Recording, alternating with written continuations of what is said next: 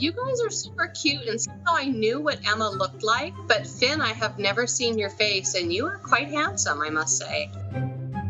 Welcome to Normalizing Non-Monogamy, the podcast where we interview incredible people from across the entire spectrum of non-monogamy to hear their fascinating stories. We always strive to bring guests on the show who have a healthy and positive approach to non-monogamy. However, everyone approaches this a little different, and at its core, our show is about hearing and learning from the different experiences and approaches people have. With that in mind, it's important to remember that the views and opinions expressed by our guests do not necessarily reflect those of our own. It's also important to remember that we aren't doctors or therapists and that we produce this show for entertainment purposes only. Please consult a medical professional for anything regarding your health that you might learn about on this show. One final thing that we need to let you know about is that this podcast will hopefully include some explicit language. So, if that kind of thing offends you, we suggest you just keep listening until it no longer does. However, if you're under the age of 18, you should probably stop listening or gather up your parents and listen as a family. Enjoy! Welcome to episode 62. We're officially 1 year old. I know. We're Finn and Emma. And you're 1 year older than me. No, I'm not. Well, more or less. No, I'm not. I'm 6 months. You're 32, and I'm 31. I'm 6 months older than you.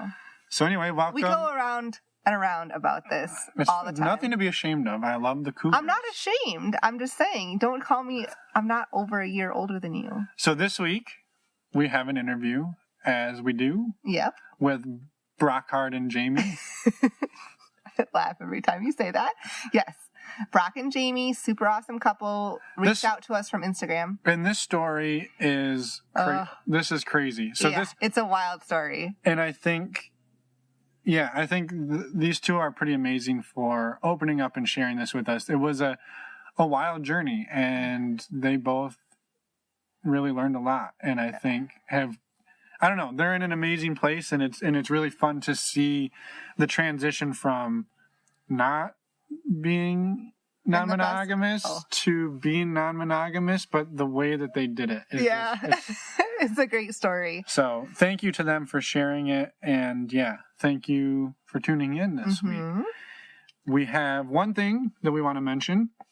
We are going to be live in person Atlanta Poly Weekend. Atlanta Poly Weekend. It's like an echo in here. I know. June 7th to 9th. Yes, that's correct. Yeah. So come see us down there. You don't have to be poly to go or like weekends, but we will be there. Or like weekends. What does that have to do with it? I'm just saying. It's an option. You're stretching a little bit there. Yeah, so we'll be there for that. And I mentioned last week that there's some big exciting changes for the show this year. We can't tell you all of them. But what I will say... Okay, wait. There's not any major changes. There's still going to be interviews. Yes, and it's going to be every Wednesday. It is going to be every Wednesday, but while you were listening to Taylor and Ryan's episode last week, we were on an airplane flying home to the United States from South America. So we are now... Well, we aren't physically in the U.S. because we're recording this on... March 31st because we had to. But when you hear this, we are in the United States. Yes. And it's kind of crazy to think about. And so, being back in the U.S., we are planning to do a lot more traveling. And within that travel, we are planning to meet a lot more of the listeners. And so we're hoping to do some meet and greets around the U.S. for everybody who wants to come and meet. We're not hoping to. We're planning to. Oh, I see how it is. Yes, we're planning to do some meet and greets. We're just not sure, of course, when and where yet, but we are in the works, I guess, that those are in the works, and we will figure it out. Yep. So we'll jump over to the interview here with Brockhard and Jamie. But real quick, go back and when you're done with this one, listen to episode 53 with #open and episode 58 with Polyfinda. Yes. 2 kick-ass apps that are new and 2 small startups that are trying to get some users. So listen to those and go sign up in the app stores for those. Yeah, we're really excited about both of those apps and hope that you all check them out. We will be too now that we're back in the States. Yeah, we will. Mm-hmm. And again, neither of them are paid supporters of the show. They are just friends of the show. Also, but I was just going to say, if you're on there meeting people, you should probably be getting tested for STIs. The best way to do that is stdcheck.com. And, there's links in the show notes, and you can save $10. And our resources page. NormalizingNonmonogamy.com. We're falling apart. Yes, we are. We need to just go to the episode. I just wanted to mention, you don't have to be in the States to use those apps. No, you can be around the world. Global. It's just Finn and I have been traveling without much internet lately, so that's why we have to wait till we get back. They definitely work better with internet. Yes. So, we're done. We're gonna let's get our shit together. We'll see you on the other side. Yeah, this was a rough one. It's not stopping. What happened? That was not our best. Well, welcome, Brock and Jamie, to the podcast. Thank you for reaching out via Instagram. You're 10% of our Instagram followers, so we appreciate that. If anyone doesn't know, we have an Instagram now. So, thank you for that, and thank you for coming on the show. It sounds like... Yeah, absolutely. So it sounds like you have a bit of an unconventional start to your journey, but maybe before we go there, just introduce yourselves so people know who they're listening to. So I'm Jamie. I'm 46, and we've been active in the lifestyle for about 3.5 years. And I'm Brock, and I'm 50, and she said the rest. And no kids? No kids. Just a couple, 3 fur babies, 2 cats, and a dog. Very good. Yeah. And so lifestyle, so you would primarily say swinging, or have you gone between swinging and poly, or I guess, what does it look like? I will let her answer. It's a little bit of both, and it wasn't planned. The way we got started was for my birthday. He kept asking me what I wanted for my birthday, and I kept saying, I want a girl.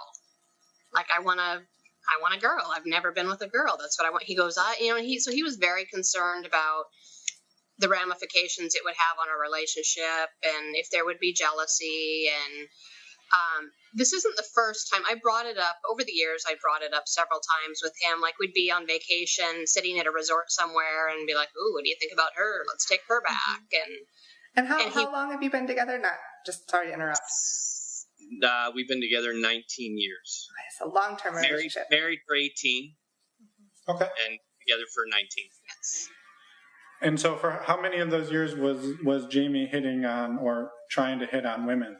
I would say probably... my entire life. Wow. With us, probably in the last 8 or 9 years. Yeah, okay. Probably. I've been more vocal about it in the last 8 or 9 years. Okay. Sorry to interrupt your story. No, that's okay. And it took me that long to kind of start opening up to him. I had a previous marriage where I brought it up. We were in college, and he immediately shunned it and shunned me, and just made me feel like a really horrible person for even considering opening up the marriage. So needless to say, I was really reluctant to bring it up. So I spent many years hinting and asking, like, what do you think about this? What do you think about that? Thinking it might prompt him to ask me some more questions. And so, yeah, there was a lot of time hinting. And then finally, I kind of got the courage to just say, this is what I want. And we had a little, probably 3 or 4 serious discussions about it. And his main concern is that it would really kind of have a negative impact on our relationship. And I didn't think that it would. At least for me, I've never been a jealous person, so I wasn't sure if he was thinking he might get jealous. But I thought, at the end of the day, what guy doesn't want to be with 2 women? Like, isn't that all men? Yeah. Right, and so the original proposal was just to introduce a second woman into the relationship. Yeah, just a one-time thing, just so I could kind of explore it and see if I was really interested in that, or if that was just, a fantasy I wanted to fulfill or whatever. And Brock, on your end, you were just nervous that might disrupt your whole relationship the way you had it. Yeah, I was a little concerned because at that time, I thought things were really, really good, and I guess I didn't want to upset the apple cart. It had never crossed my mind that it was a possibility. But it wasn't one. It wasn't something that I thought when you got married that was a possibility. It just wasn't in my realm of thought. But the more and more you talked about it, it interested me more and more. And the fact that I could tell that, her part, there was going to be no issues. So I did entertain it. That's why we led to a further discussion about it, that this could be something we wanted to do. So we did decide that we were going to go and try.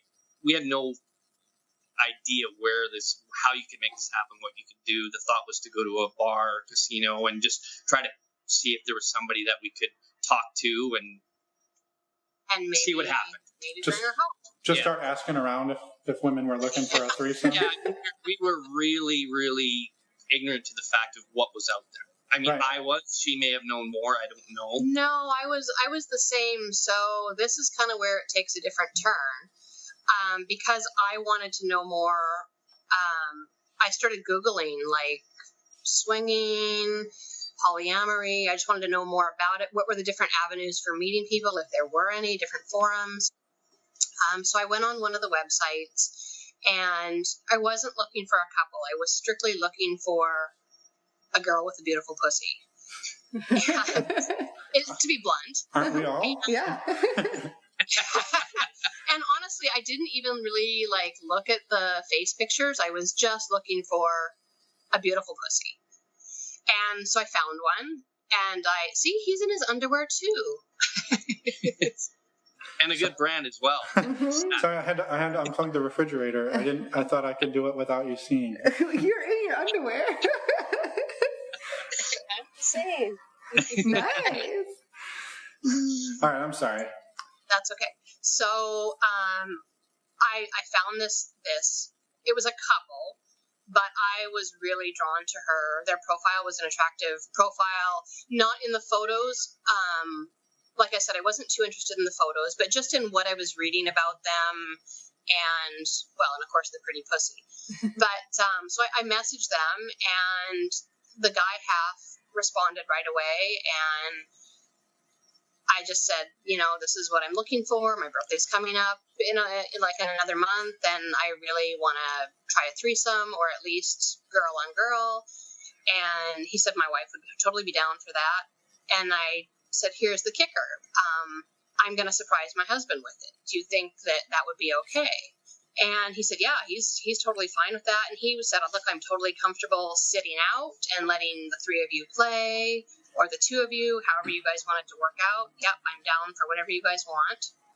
So between him and I, because I was keeping it a secret or a surprise, secret/surprise, for Brock, he decided he would do the same thing with his wife, and we would kind of get it all set up and kind of just make it this sexy scenario where we would kind of cross paths and meet. And I don't know what I was thinking, but I was going to say, this doesn't sound like a recipe for success, but I'm very intrigued. Uh-huh.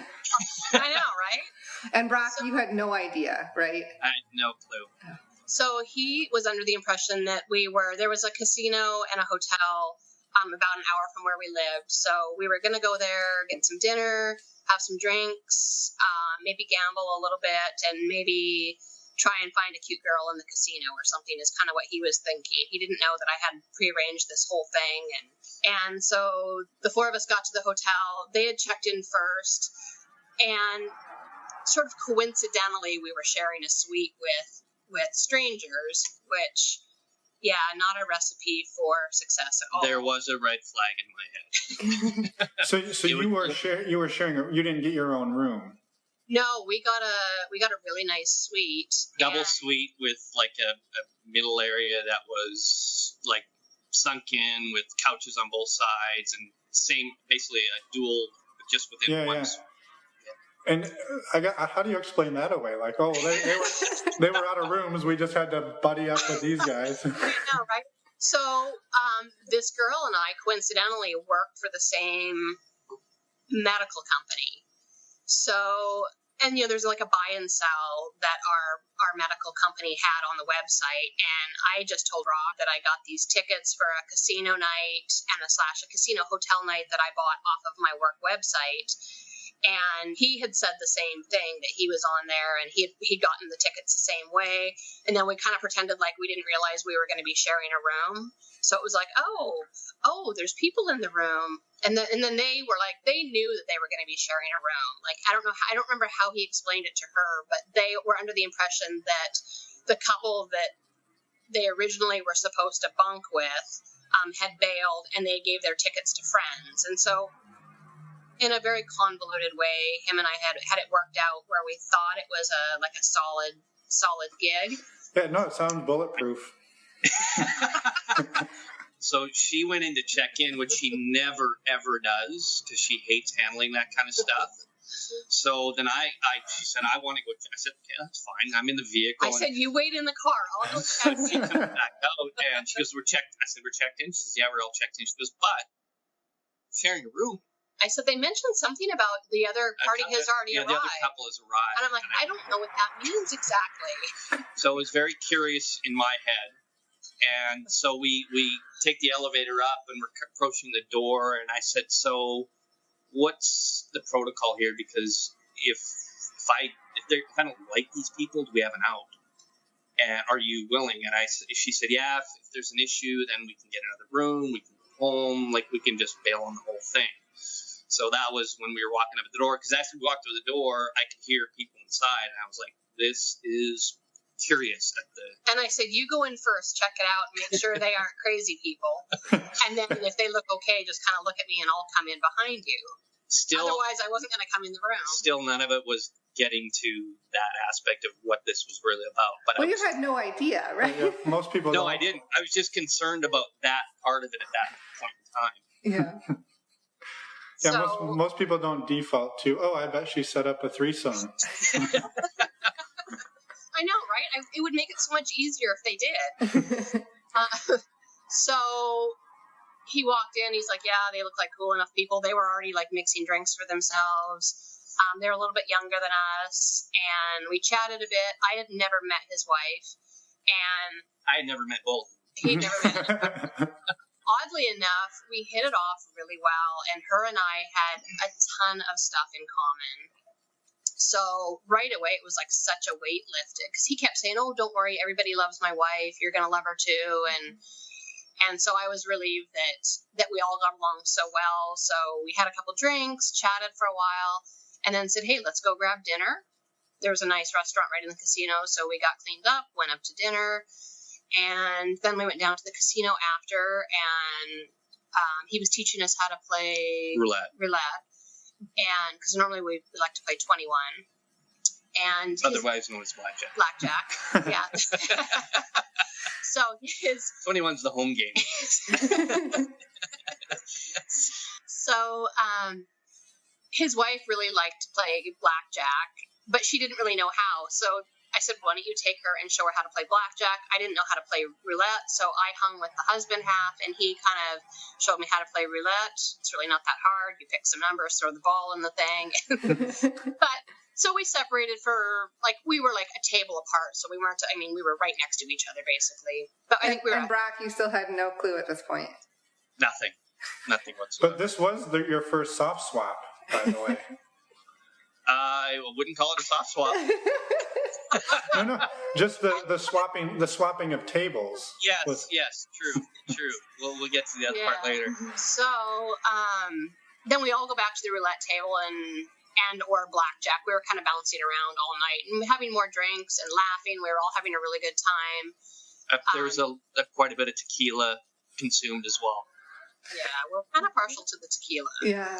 So at one point, a few hours into the night, we're like, hey, why are we spending money on drinks? Let's go up to the room. We have a ton of liquor up there. We can go up and drink and make some snacks and chat a bit more. And so up the elevator we went, kind of, giggling. I was giggling the whole way and kind of giddy. And, I think he was kind of like, doing the kind of arm tug, like, what's going on? And I'm like, I don't know. So we get back up to the room and I do need to let you know this couple too this wasn't their first rodeo. They were advanced in the swinging department, which probably wouldn't have been my first choice. Hindsight, right? So we got up there, had some drinks, and this other man knew that it was only supposed to be girl on girl. Well, that afternoon, he messaged me at work and said, Michelle has a visitor today. So... being a monthly visitor. Yeah. So the girl on girl action was not going to happen like we had planned. So we thought, well, we'll just, whatever, we'll make the most of it. We'll have a good time and get to know you. And then, maybe it can happen at a later date. So we were going back up to the room and had some drinks, and I asked her if I could kiss her, and she said, yeah. And we kissed a little bit. And then, I went back over and sat by Brock, and we were talking about sex and all sorts of, I'm a very open person. Like, you pretty much can talk about anything with me. I was curious though, like at this point, Brock, I guess maybe we have different wives, but if I was in a hotel room and my wife asked to kiss another girl, I would be perplexed. Well, not now. Especially at the beginning. I was perplexed, but there you'll figure out soon how I changed my tune. So we started sharing some fun photos on our phones of each other, and look at this one. This is real. This is us doing this, and one thing led to another, and somebody pulled it out. I pretty much made a decision that this was apparently her birthday present, because that's what she'd been asking for some time, and I figured out, well, if we're going to have some fun, let's have some fun. So I was the first one that let everything out. Wow. This story is full of twists and turns. I know. So he let the big boy out to come play, and I started blowing him a little bit and having a good time. And I can't remember at that point, were they doing the same thing? I think they were doing the same thing. So at that point, it was wasn't even a swap. It was, we were just kind of playing in the same room. And then her and I started kissing a bit more. I went over, they were sitting on the couch, so I went over and sat between her and her husband and kissed her a little bit. And she's like, holy crap, your husband has a beautiful cock. And I said, would you like to suck on it?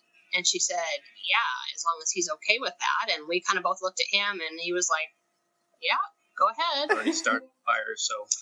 So then... And at this point, Brock, you still had no idea that these were people that were in the lifestyle or anything like that. I had no idea they were in the lifestyle, but in the back of my mind, I was suspicious about the entire night at that point. Yeah. But again, there was enough tequila, whatever was in front of me that made it easier to move forward. Yeah. And two women wanting to go down on you, so you're like, well, whatever. Exactly. Yeah. We'll deal with this later. Exactly. We'll deal with the emotions later. and we did. Yeah. And we were talking about this a few days ago. I don't even remember if I started kissing her, like if me and her husband started kissing.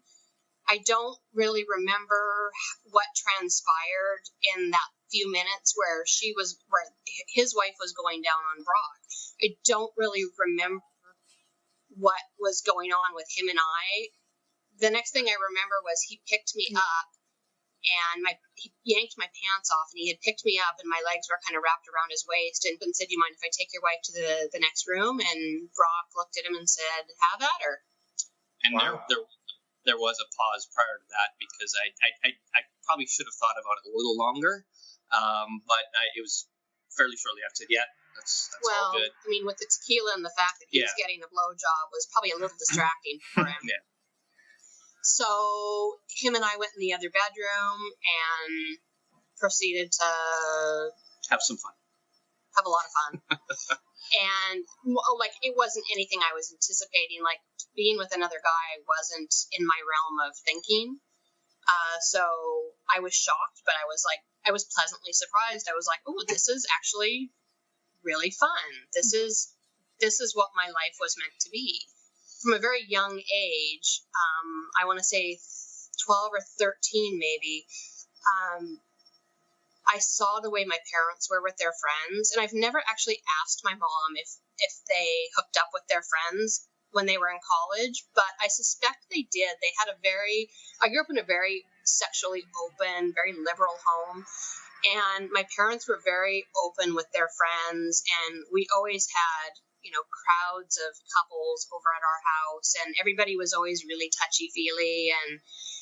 And so from the time I was very young, I always felt like it's not just marriage and a white dress. There's so much more. Like I feel like I really felt like I was missing out on, if you look at my life as a pie diagram, there was a large wedge missing, and I just wasn't feeling fulfilled, and I didn't know how, I didn't know why. But I started thinking about this the other day and thinking of how I was raised, and from a very young age, I never thought anything was weird about having more than one lover, like being married and then having multiple lovers. It's just such a normal, it's like an everyday thing to me. And I find it very difficult to even comprehend that other people don't look at it that way. It's just such a normal, comfortable way to be.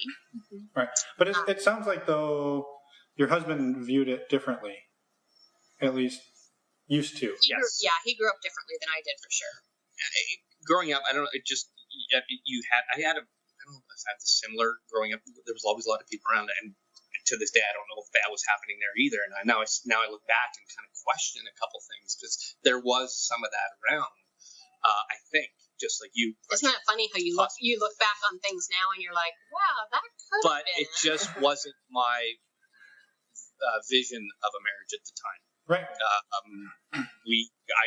She was married before, and I never had an ideal about a marriage other than the fact that it was two people and they were faithful to each other. And I've never cheated on a girlfriend or anything like that as growing up.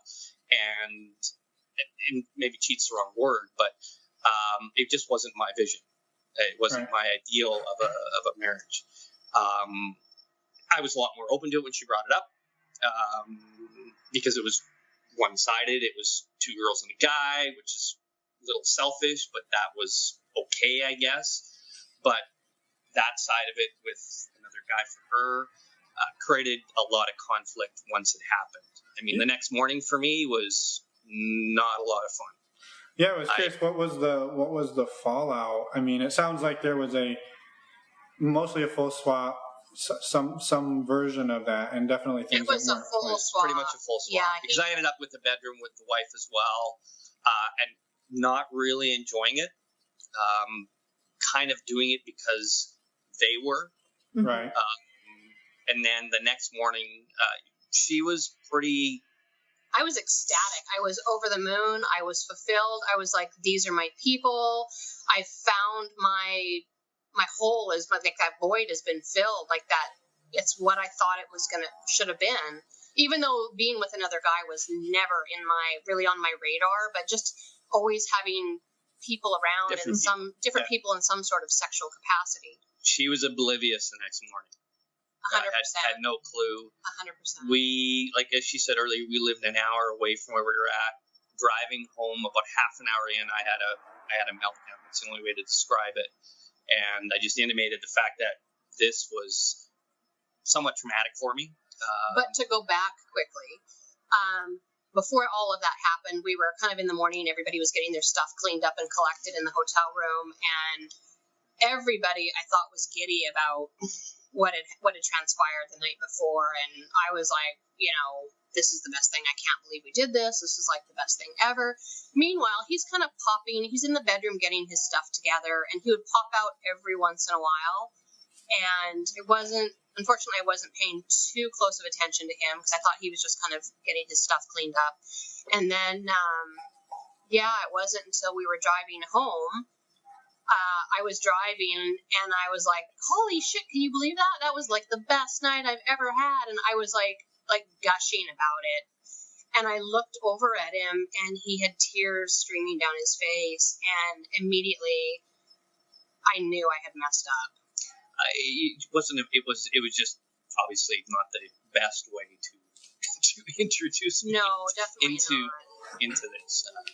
But originally I thought, harmless, what guy doesn't want to be with two girls? This will be a fun night for me. I'll get what I'm wanting. He'll get a little something too. And yeah, I was horrified at. I think the biggest thing I was horrified at was that I didn't clue in. Him and I are so close, and I didn't clue in that morning to the fact that things were not okay with him. I was so wrapped up in myself and all about me and what a great time I had. And I didn't even spend 2 minutes with him that morning. Like, we didn't converse about it. We didn't. So definitely not the path I would recommend for other couples thinking about venturing into this when maybe one of them isn't ready or they don't know how to talk about it with their partner. I would suggest definitely figure out a way to talk about it. Don't just drag them into it. And I think that's why us listening to a lot of podcasts has really benefited us, and I think it could benefit anybody who's even thinking about going this path, because there's so many good stories and ways that work for individuals. Well, going into it as a team rather than a me. Because this, I think you mentioned the timeline, but this was like 4 years ago that this happened, right? Correct. Yeah. So it's been a process since then. And so, and we've, it got to the point where I became extremely jealous because the relationship with that couple continued. And it continued even further with the male for her, a little further than I wanted it to. And I kind of pulled back. It made things a little difficult for everybody when we would meet as a group, because I was really apprehensive, to the point where I just, I'm not happy with this, but I was willing, and I did. We went to therapy together. We went to a sex-positive therapist. To deal with the jealousy mainly, because the jealousy was probably the biggest thing that would just come in quick, and I would just have major meltdowns. But the therapy was fantastic. I mean, we probably went to a half a dozen sessions, and the person who was talking to us made a huge difference for me as far as the jealousy aspect of it. It changed my ideas about what it actually is as opposed to what it feels like. Right. That's amazing that you found someone that you could talk to like that so quickly. I know that's not always easy to find a sex-positive therapist right away, so I'm just thankful to hear that you found that. It was amazing. Not only that, but I think she got us in within just a few days. Yeah. It was of contacting her. She's gave us 3 or 4 dates that worked, and I think 3 or 4 days later we were in her office talking. And she was amazing. So leading up to that, though, I mean, having a meltdown on the way home, and then it sounds like you were, Brock, willing to go back and keep exploring this. I guess, can you guys walk through how you navigated the next couple of days after the surprise casino? Well, because there must have been a trust broken, right? Once you found out that it was a surprise. Yeah. Well, that's the difference. I didn't find that out for about a year and a half. Wow. She never let me know that it was a surprise. And that's down the road. But I think what you're asking, how do I put it? My apprehension about the whole thing was undershadowed by my desire to make her happy. So I wanted to make sure she was fulfilled. I could tell how much that she enjoyed the time. But it was still difficult for me. But I looked at it kind of outside of that and saying, this is really just sex. So the thing was the jealousy aspect that I had to get under control. So that's where the therapist kind of helped that part of it. The rest of it was a little easier after that. So I wasn't still 100% on board, but getting past that jealousy aspect was probably the biggest hurdle I had to overcome. And maybe if I had chosen a different couple, or maybe if I had let him in from the very beginning, things would have been different. But the couple that I chose, they were quite experienced in the lifestyle, and they knew we were brand new. And I think to some degree, they took advantage and did a lot of molding of us and saying, oh, this is what people, they would give us examples of things they wanted to do. Like we would get together for dinner or whatever, and the other gentleman would expect that I would sit with him and that Brock would sit with his wife and kind of like start this swapping thing, if you will, from like the time we started our evening until the end of the evening. Brock wasn't comfortable with that. And he would say things like, well, that's how everybody in the lifestyle does it. Normally you swap for the entire night. And so a little naive, I was like, oh, okay, well, that makes sense. And so it started with little things like that. I mean, we were together, I say together with them, somewhat of an exclusive relationship. Again, and that was one of their demands that they had, is that we cut off ties to everybody else, which there was nobody else because we were branded to lifestyle. Mm-hmm. They wanted to kill our account that we had online, so we weren't meeting people. Whoa. And this was like maybe a month into meeting them. They expected us to be exclusive, and there were some other red flags that went up. But I still felt like this is my comfort zone. This is where I need to be. And for whatever reason, I think I just got caught up in. I don't know what I got caught up in all of it, I guess. And I never really thought, gee, there might be other possibilities out there that might be a bit healthier for us or what have you. And that exclusivity was where I kind of started to get my dander up with the fact that, you know, we are brand new, they're not, and they want this thing exclusive. And it was like, well, why? Not the whole point. I mean, it's what you choose it to be. But it is about exploring and having different experiences with other people. And that exclusivity it was very curious to me. And I had many conversations with her about it. She wasn't crazy about it. She was willing to accept it.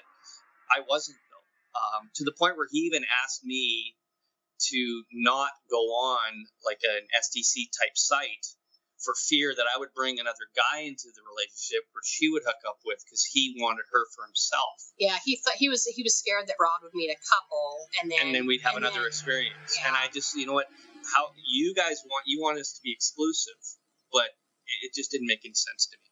And we actually, the same therapist that Brock and I saw together, we went to with this couple a couple of different times to try and just sort out, you know, what was kind of quote unquote normal lifestyle stuff and what wasn't. We were new, so we were taking what they were saying as, okay, well, this must be the gold standard, I guess. Mm-hmm. Had we had podcasts back then, I know. we'd have a lot different. That's our bad. Yeah, sorry we didn't start this sooner. Yeah, just getting on it like 5 years sooner. So I guess I mean, a couple of things. One is I think that's a very common, right? That when people get into this, it's you meet your first people and you think, well, this is it. This is the only thing that will ever come our way. And this is something that we experience, right? Like when we were very new, every person that reached out to us, we're like, well, we have to go meet them because that's the last time we'll ever meet anybody. Even if we didn't really feel like they were somebody we would get along with. Yeah, and that translates beyond that to like, oh, well, we're already out to dinner. We might as well go back to their place because what if there's never another time? And exactly. And why? Yeah, I've had that same thinking. And why wouldn't there be another time? Right. It's so short-sighted, but in the moment you get so wrapped up. Yeah. Yeah, in your head you're thinking, this is it. This is it. Mm-hmm. And so Brock, you had sort of reconciled, like, okay, the night at the casino was very difficult, obviously, but you had reconciled it to the point in the short term of, well, if it's just a physical thing, we can do that. I see how it's making her happy. Where you're on board until it starts to become this exclusive thing. Right. Well, it was exclusive to the point where the relationship between Jamie and him became more than just exclusive. And it became a little pervasive.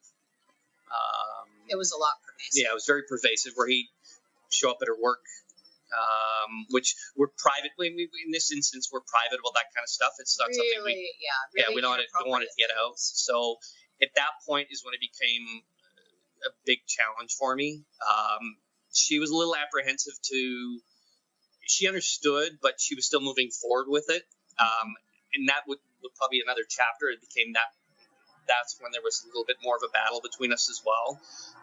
Our bond was still very, very strong. I think it was at that point that's when we really noticed our bond was getting that much stronger. Yeah, I just think she didn't believe it to be true, but I saw from the outside what was going on with how much he was distancing himself from his own wife, and I didn't care for that because she was a very sweet person. And I don't want to get too bashy about it, but it was just not a healthy environment at that point. Right. And so I guess without dwelling on it too much, I mean, obviously I would assume at this point you've severed ties and have created a much better dynamic. How were you able to get out of that? And then how were you two able to pick up the pieces of that's not healthy, how do we make this healthy and do it the right way? Moved across the country. Well, I guess pick up everything and move. That's exactly it. It was, I mean, I had always wanted to move anyways to where we're living now, but it was a good time to get the hell out. It was pretty toxic towards the end. So in her saying we wanted to move, it wasn't our entire motivation, but it was a great byproduct of the fact that we did want to move, because it was really, really toxic toward the end. Was it starting to tear the two of you apart, or was it sounds like it was almost creating a stronger bond for the two of you? Yeah, no, it made us stronger. Yeah, definitely made us stronger. It galvanized us, I guess is probably the best way to put it, through that, because at that point she saw it too. Mm-hmm. So I shouldn't say it that way, but she kind of realized what I'd been feeling for a long, long time. So it just galvanized us even more. It made the decision much easier. We've been talking about it for other reasons about making a move, but it just made it easier to do it. Yeah. Well, I think, I mean, it sounds like a... Yeah. It's the story, I'm like on the edge of my seat this whole time. Right. So she said unconventional, and it was. Yeah, and so you came through it, you moved, and I guess how did you then start to build it up? And it sounds like somewhere along the lines too, she unveiled that she had set this whole thing up. Yeah. Right. And I imagine that probably knocked you back a couple of paces. You know what? Oddly enough, it didn't. I had suspected there was too many cues right at the beginning too, because even that night I said, this seems like too coincidental. Something's not a skew here. There's something wrong here. And that was prior to the tequila and the vodka and whatever. I think 10 minutes into being in the room, he was like, this feels like a setup. He actually said it out loud, and I kind of looked at the other guy and kind of like tried not to giggle, as I'm taking a drink. Yeah. So I kind of laughed that off at that point. It was about a year and a half when there was a blow up of some sort between the four of us, and she let it out that the two of them had set this thing up. My reaction was, I knew it. And she said, you're not mad? I said, you know what? I'm not. I trust you. You made a mistake back then. Let's move on. So it wasn't earth shattering, because in the back of my mind, I had the idea that had happened. Yeah. But it was in the past at that point. We had gone through so much to that point. Her admitting it was great. But it wasn't something that I was going to dwell too much on. And we haven't really, we've talked about it once in a while, but I think she knew at that point. I needed to make sure she was okay after she had said it, because I didn't want to beat her up about it, because I didn't think that was going to be productive at that point. I'd learned enough about how we'd been communicating and stuff that it wasn't going to make a whole lot of sense to give her a bunch of grief about it, because it wasn't going to be productive. The past wasn't the past at that point. Right. This just shows you the kind of stand-up, amazing man that I'm married to, that after I lied to him and kept it from him, his first thought was to make sure I was okay with it. Right. Well, so how do you reconcile all of this and now move to a place where 3 years later, or 2.5 years, somewhere in there, that you're still doing this, and one would assume you're doing it in a much healthier fashion, that this isn't your standard operating procedure. Yeah, how did that transition happen? It's all through communication. I think in the past, because she didn't feel comfortable enough to tell me what she was doing back then as far as setting that thing up, or even, she asked for the try to find a girl. It's just communication. Our communication is, it's just special. I think it's on another level. Yeah. Like I can't even just describe it to anybody. It's just through the last 3 years, everything that we've been through, it's just solidified our bond that much more, and our community. Like we talk about everything. I mean, we always did, but it seems like we talk about things in so much more color now and so much more depth. Well, but we would talk about sex, but it was a matter of, am I going to have it tonight or not have it tonight? It's opened up the boundaries that are around sex as well, about communicating that likes or dislikes, what we can do together, what we don't do together. If you want to find that with somebody else, those sorts of conversations were not in the conversation at that point in time. Now they are. It's just better understanding of how her and what she wants. I think she understands me better as well. Definitely. So that's kind of how it transitions. And I mean, to the point that now we're doing a 365 days of sex, whether it be actual physical sex or talking about sex or watching sex. And we started that January 1. This is our resolution, and it's the 3rd of February, 4th of February, and we've fulfilled it every day since. And then some. And then some. Does this count? Are we currently having sex? This does count because it's late here, and we probably, who knows, we might, but... We might. the swing's up, so we might just... That's a fun challenge, though. I think it is. And we pick podcasts together to listen to, like different episodes to listen to, and then discuss them. And then when I get home from work, like he's getting dinner ready, and then we discuss them about what we liked, what we didn't like. It sounded like he really got his feelings hurt. Gosh, remember when that happened to us? And so there's so much. Yeah, so much to draw from in those sorts of things too. So how, and I'm not trying to downplay your 365 days of sex because I'm jealous, but we tried this like 4 days ago. I said we're going to have sex every day the rest of the year. We were both on board, but circumstances precluded us. Yeah, certain travel situations made it difficult. But we're batting like 50% now. We're working on it. So hey, it's better than zero. Yeah. And if talking about sex counts, then we're on board. Oh yeah. So I guess my question. That first conversation of like you move across the country, you hit the reset button, you're like, I imagine Brock, you're probably like, okay, that shit's behind us. How does it come back up again? And how do you start, like, how do you get back into it after something like that? Like, what is that? I guess we should let you know that she got down in June. I didn't get here till October.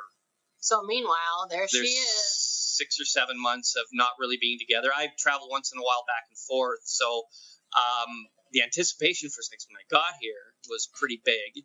But I also knew that we weren't going to give up on that lifestyle. Plus, unknowingly, this area is swinger heavy. It's the capital of swingers in the United States. Yeah, it's swinger heavy, so it's an easy place to transition. And we've been to there's a couple clubs here that host club nights. They're not specific swinger clubs, and we've been a few times, and it's such a different vibe here. Yeah, it's so great. It's so comfortable and no pressure. And where we came from, we've been to a couple of clubs there that are club specific, and it's just a way different vibe. It was very cliquey and very expected. Yeah, like here, there's no expectations. Just a different vibe. So by chance, we kind of dropped ourselves in an area that is very positive with respect to that. I did not know that. We made the move. So you at this point, both of you were like, okay, this isn't a healthy dynamic, but as a whole, this is something we want to keep exploring. I wouldn't say we don't think it's healthy. Well, I mean, the dynamic with the other couple. Yeah. No, definitely. Yeah, with the other couple, I guess that'd be a better question for me. I love my wife. I didn't hate the experience. I shouldn't say that. I didn't hate the concept. I hated that experience. Right, and that's exactly what I meant. Like, the way it was happening wasn't the right way, but you knew that the overall mindset and the concept was something you wanted to keep pursuing. Definitely. Okay. I still with it a little bit. But but it's because of, I think, the scar tissue from the previous experience that gives me a little apprehension. Yeah. But then when I meet people here, the attitude is so different that it kind of just pushes that away anyways. So Right. So far, like I said, the times that we've been out and had some fun, it's just been a totally different attitude. Not this rule guided specific, because I think they were truly guiding our experience. So they're tailoring our experience for them, as opposed to us knowing what we wanted or we're comfortable with. So that's kind of how I think we transitioned. I really just wanted to have a better experience, and I thought that was so toxic that there had to be a better experience. Yeah. Because if this way was for everybody, why the hell were they doing it? Yeah, why would anybody? Right. Yeah, exactly. And so two questions. First is, where are you today? Like, what does it look like today? And two, during that transition period, did you open up into like a separate part of the country scenario where it was okay for each of you to explore on your own? It's for me, it's always been okay. If he finds a girl that's hot, go for it. Life is short. In fact, I did something like that when I was When we were apart. When we were apart. I did have an experience. I had fun with it. I had a lot of guilt after the fact. I called her the next morning, said this happened. She was thrilled. We had some FaceTimes. He called me on the phone, and I'm like, hang on, we got a FaceTime. I need to see you while you're telling me this story, because I was so excited. Yeah, so that's the first time I've ever done something outside of the relationship. She has a few times, and they've caused me a little bit of grief. Other than the fact that when I've met I've met two of the guys, there's the one guy's the one we were talking about in the past, hated when she hooked up with him outside of myself or outside of the group. Two other guys she hooked up with, I knew them both, I met them, wasn't that bad for me, still wasn't crazy about it, still have a little bit of a problem with her seeking it on her own. The experience that I had on my own helped, but I think I'll get there where it'll be comfortable. I think I have to find somebody that I click with like she has. I think that would help. But having that experience on your own, I think it makes sense, right? Because you do it and you realize, I did it and I still wanted to come back to her. So I know when she does it, she's not doing it because she's looking. She's not window shopping. No, that part I know. I think there's still a little latent jealousy in there that I still have to work out. Mm-hmm. Yeah, well, the start was a bit rocky. So I think you're justified. I think he came through with flying colors, if you ask me. I can't believe he's still riding the horse, but props to you, buddy. Yeah, so what does the dynamic look like today? I was going to ask.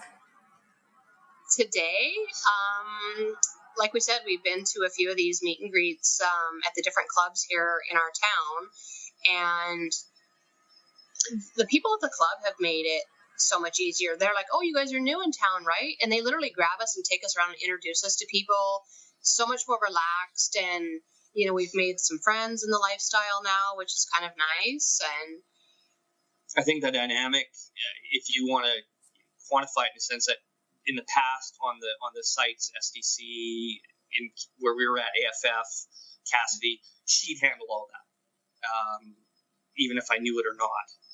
Now I'm the one that's kind of probing and looking and communicating with people. So there's a lot more comfortability for me with that. So it's definitely changed. And I mean, for me, I'm way ahead of where I thought I'd ever be. Yeah. Mm-hmm. Does that help? Like being the one who's the driver and by being the person who's navigating the websites, make it feel like you have a little more control, a little more. It's not about control. It's more about understanding how the process works and how people feel and react and communicate with you, and figuring out what the dynamic is with those people and us. So control is, because I'll immediately talk to her about it. Mm-hmm. Is that sometimes I relax on responding to emails and stuff like that, but it's more about how to navigate and what these people are like, getting it firsthand as opposed to her telling me about it. Yeah, no, I think that makes perfect sense. No, I can relate to that too, because sometimes when Finn handles some of the online stuff, when I go in and actually do it myself instead, it's a different mindset, and you're actually in there communicating with people, and you can see and do the actual communication rather than hearing it from your partner. Right, and then you don't know what she said to them, so there can be some miscommunication too. So, if there's a fluid amount of communication with one person, I think it's much better. Or if you're doing it together. Yeah. Right. And I enjoy, it wasn't a planned thing. He didn't come to me and say, okay, from now on I'm handling this. But I grabbed the reins, which is rare. He grabbed them. I'm at work. I come home from work, and he's like, oh, check out who emailed us. And, this is what they said. Do you want to meet them? Should we go for a drink? And it's nice seeing that he's excited about it. Yeah. Because that's what I wanted. That's what I wanted for him. That's what I wanted for us. Yeah, and in the past, I think I used to feign excitement just to make her think that I was interested. It's not that way anymore. So there's true excitement from my point, which I think tells me that we're heading in the right direction. Yeah. What was the turning point for that? Because I think a lot of people can relate to that, and I would say that we have struggled with that at points too, where it's sort of lopsided in the it's not that Emma didn't ever want to go. I was usually the one getting on and looking, and she was like, yeah, no, I want to go, and she was excited to be there, but to take the reins and do it, it's a different thing. So what was the turning point for you? I can tell you the turning point was when I came back from where I was at, and I was only going to be here for 5 or 6 days. He wasn't in prison, by the way. No, I was selling a business where we lived and stuff like that, and I just had to fly back and forth. And I came back one time, and she was still kind of hanging on to that prior relationship a little bit. So there was a T-shirt that this person had left with her. It had his scent or whatever on it. And I'd seen it. I pulled it out. I laid it on top of a tote because we were still unpacking down here. And we were out on the lanai here, and I was having a cigar and a drink, and she came out and she literally lit it on fire. And to me, that was where I feel she really let go of that prior relationship. And it kind of lifted the weight off of my shoulders that was gone in the past, and we could move forward together. Mm-hmm. Yeah. That was probably the turning point for me, because I'd always, in the back of my mind, thought there was still going to be that continual connection with the two of them, because it was pretty deep for the two of them for a long, long time, which was part of the issue. But that cut the cord as far as I was concerned, and we did talk about it, and that was probably the turning point for me. Yeah. It's fascinating. Yeah, no. And I think helpful for people to listen to too. Yeah, it was symbolic, but it just meant a ton to me. Yeah. Well, right. Yeah, that she's willing, that's her showing you that she's ready to move on. That was just, honestly, it wasn't anything to do with him. He was out having a cigar, and I was in our bedroom kind of just unpacking one last tote, and I found this shirt in a Ziploc bag, and I pulled it out and smelled it, and something just clicked in me, and I said, yeah, I'm done with this. I need to throwing it away wasn't going to be enough for me. I needed it to be gone. So I walked out and lit it on fire, and he kind of looked over his shoulder, and he's like, oh my God, what are you doing? What are you doing? And I said, it's done. It's this is finished. Finally, I'm free. Yeah. I think a lot of people, unless you've been in the grasp of a narcissist, it's really hard to understand what it does to your self-esteem and the whole way of thinking, and how you get sucked in and caught up in it. And it just felt really good to know we made this decision together, and I finally felt free. Mm-hmm. Like a weight had been lifted. And let it go.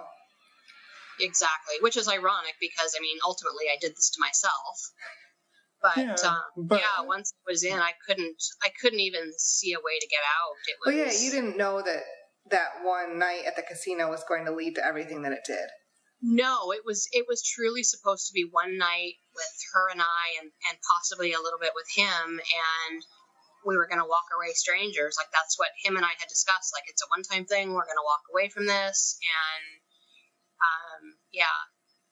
it wasn't anything. What it had sort of spiraled into. It became an obsession for him.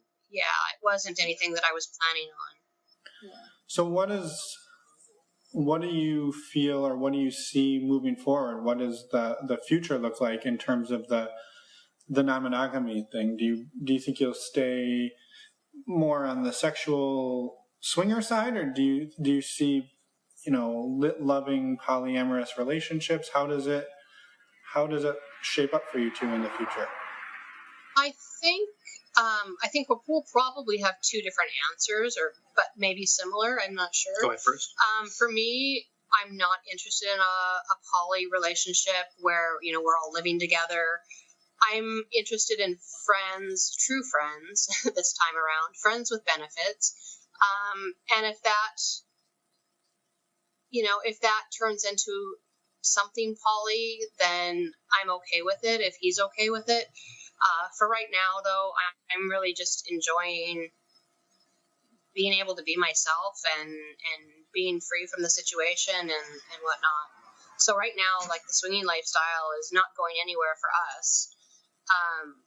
What do you mean it's not going anywhere for us? I mean, it's not we're going not. Away.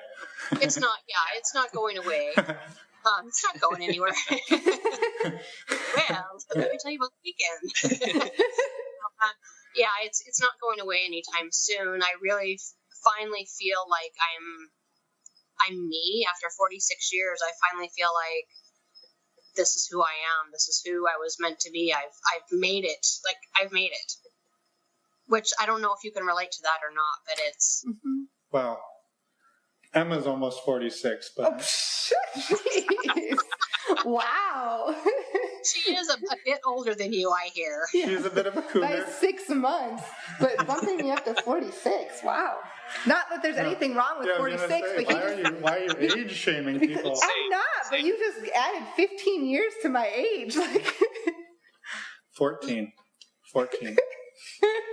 Anyway, no, we can relate. He's one of those. He's good with the math. Yeah. No, I think we definitely can relate, even though maybe the numbers are different. I think we're still figuring ourselves out, and I think all of us are.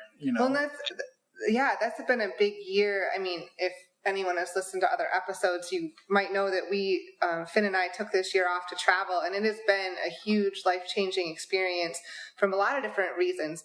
And honestly, starting this podcast has been life-changing as well. So finally, figuring out who we are and who we want to go and where we want to go and where we want to go in life. It's just, it's freeing, right? To kind of open yourself up to many different possibilities.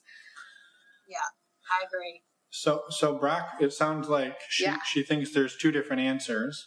So I think she's probably, she's not, I don't know if she's correct in that aspect. I think that the way I see moving forward is, for the most part, we're looking to make a lot of friends. I mean, we're in a new area, and I think this is definitely a good way to make friends and having like-minded conversations.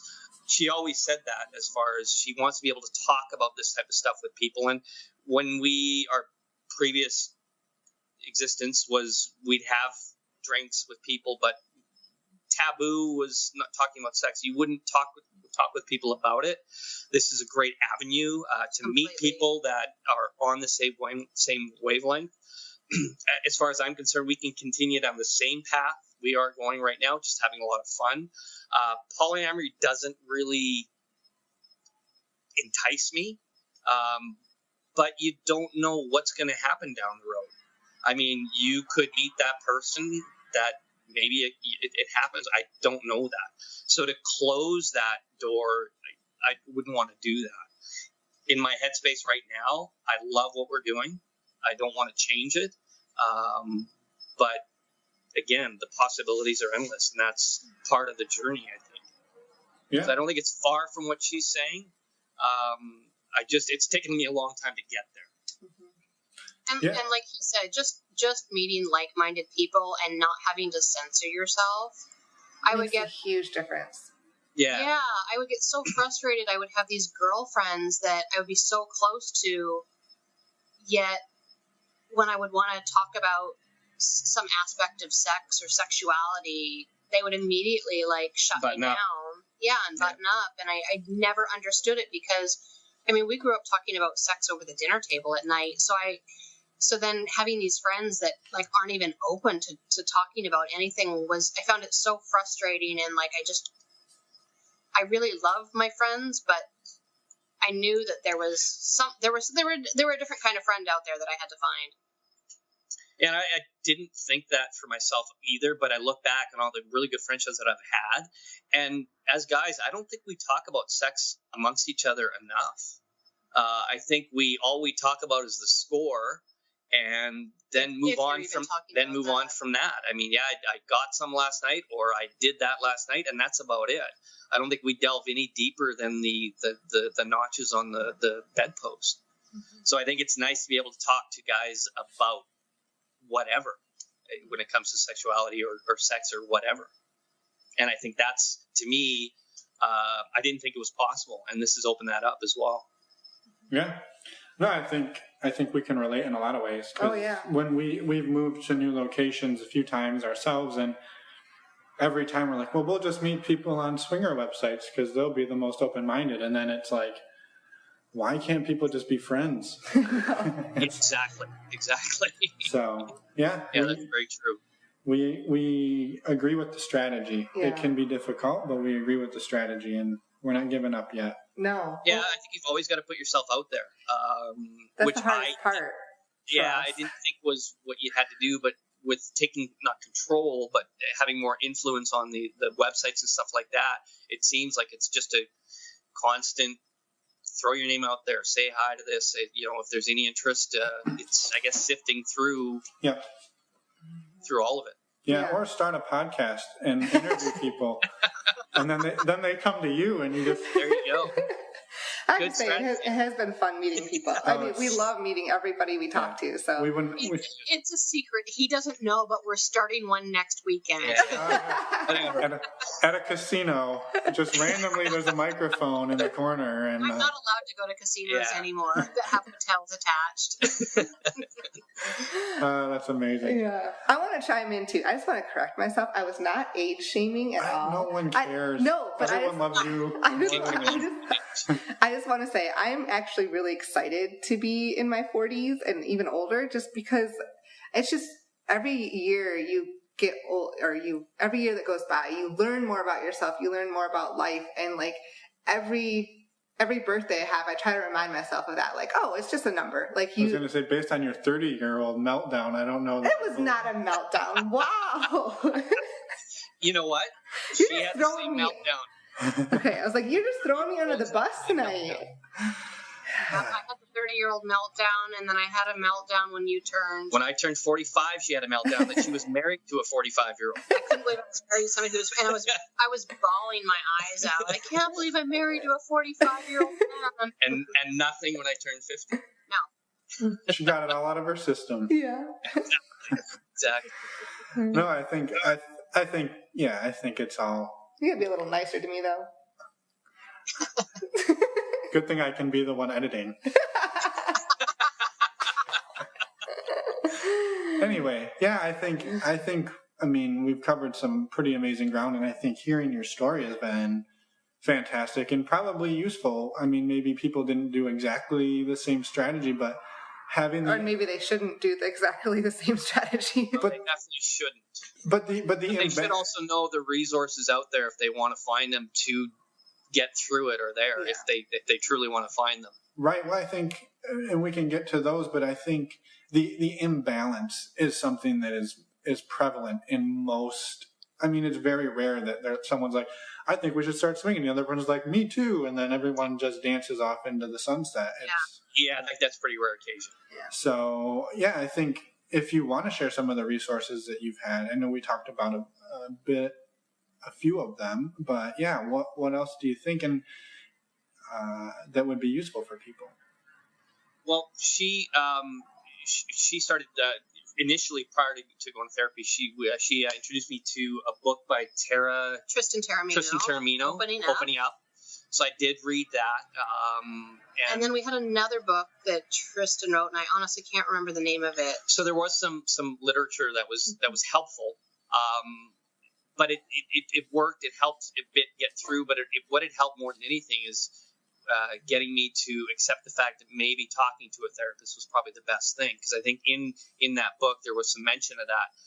And then I talked to her and I said, I'd be willing to go to therapy to talk. It was mainly about the jealousy. It wasn't about the lifestyle, in which created the jealousy, but it's more about the jealousy because it was all consuming.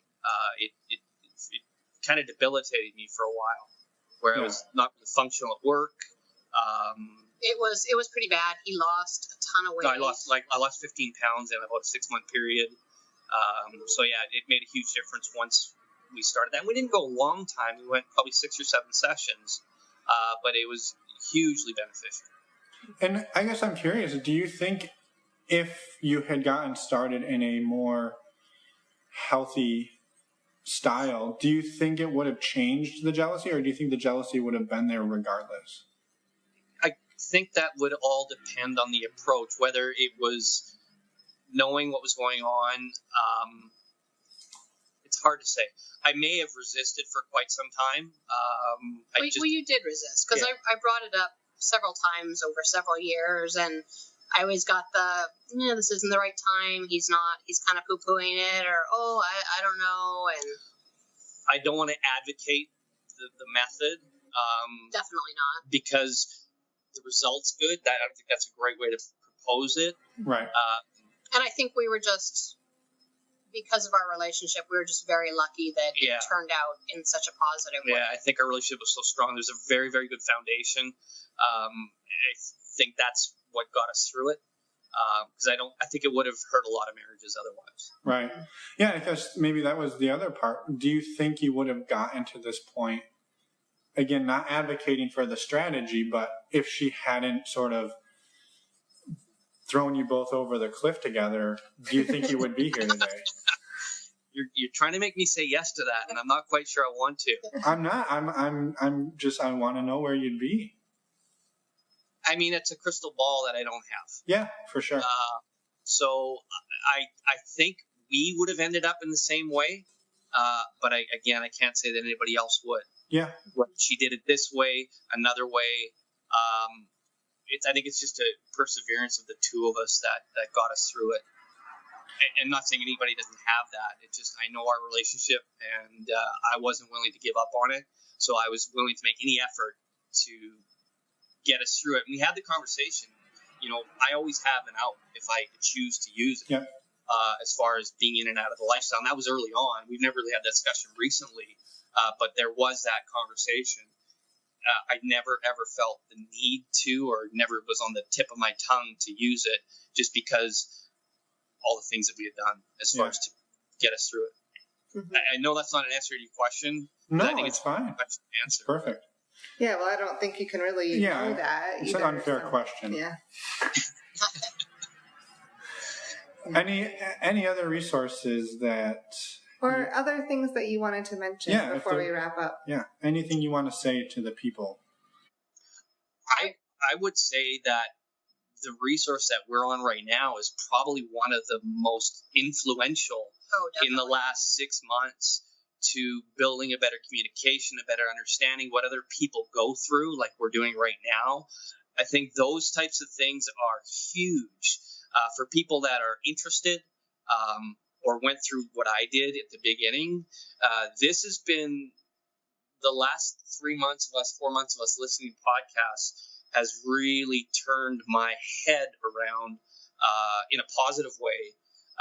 Because there's so many different stories and different avenues people are expressing themselves and learning to get into this sort of situation. I think that's one of the best resources as far as I'm concerned. Which was, and I don't think you actually mentioned it. Okay, just podcasts in general. Podcasts in general. I mean, really, there's good and bad out there. Yeah. This is one of the best as far as education. There's lots of them out there, and just hearing other people's experiences, good or bad. I think it takes the mystification of it out of it. Yeah. Because there's so many people that you think it's for this type of person, Or the old Seinfeld thing. Well, now I got to buy shag carpeting, and I got to be this guy, and I don't want to be this guy. It's just, it takes the mystique out of it. Yeah. It normalizes it. It diffuses some of the anxiety that might go along with it for some people. Just hearing other people's stories, and that's why I wanted to do the podcast, because ours is an unconventional way to go about it. But we've learned so much from other people's experiences. I looked at him and I just said, I think it's time for us to give back and maybe. I would think that if you look at my timeline, and for me to be talking to you guys about this, that's an indication of how important and helpful they were in me getting to the point of talking about it like this. And I know it's one-on-one; it will be more visible at some point, but I think that's a huge advocation of what they've done for me. Yeah, just being able to relive it all and talk through this all. I mean, you two have been incredibly raw and emotional with us, and it was a tough time. Yeah. Well, we appreciate that, and we appreciate too, like your point to. Right now it's almost every month there's another lifestyle podcast coming out, and I think it's easy for people to look at that and say, "Oh, there's too many of them," but I don't agree with. I think, our view on that is the more stories that people are getting out there, the better it is for the community. And some people do it this way, some people do it that way. There's not really... Well, and everyone will find what they like to listen to. Right. And the non-monogamous community is already small. And so anybody that's willing to put their voice out there to be heard is just a bonus. Yeah. I think it's admirable. Yeah. Well, and we want to say again, thank you to both of you for coming on and for sharing, and maybe we can get a 1 or 2 year update and see where we're at, because I think most definitely. Yes. We're excited to see where it goes. Yes, I know. I'm really thankful to meet you two, and it's just been an incredible evening chatting. I appreciate it. Yeah, it's been nice meeting you guys.